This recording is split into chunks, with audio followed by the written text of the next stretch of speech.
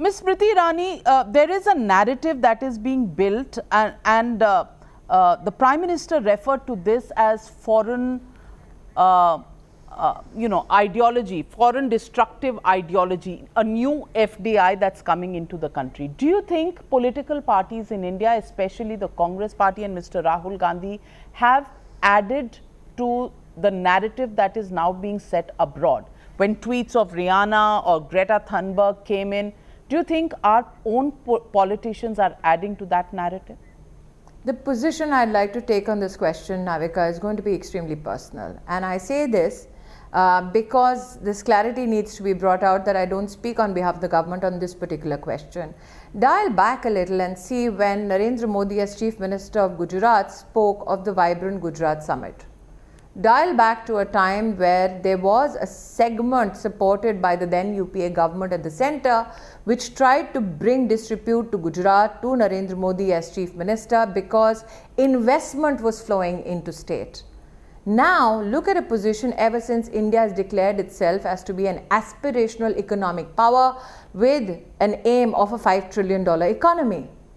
A country which moved from 2013 from a position of fragile 5 to top 5 under Narendra Modi. Isn't it intriguing that it is now, when India gives the clarion call for self-reliance, that such templates are being seen in terms of narrative? So you're saying that somebody is damaging India's chances to attract investment, become an alternative possibly to China, and our own political parties are falling prey to that or are hand in glove with that?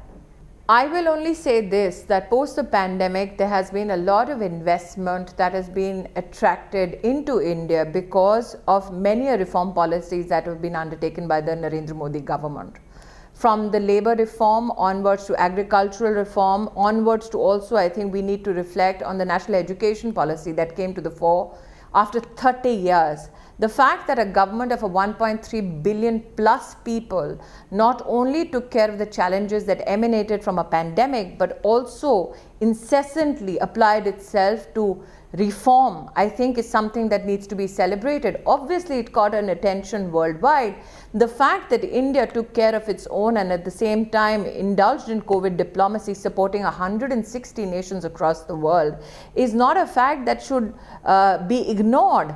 The fact that today, when we talk about the Indian prowess as a nation that is looking at self-reliance, we had a Vande Bharat Express initiative by the Ministry of Aviation where 55 Indians from across the world were brought back to safety of their homes by the government of India, and 1 lakh foreigners were sent back to theirs.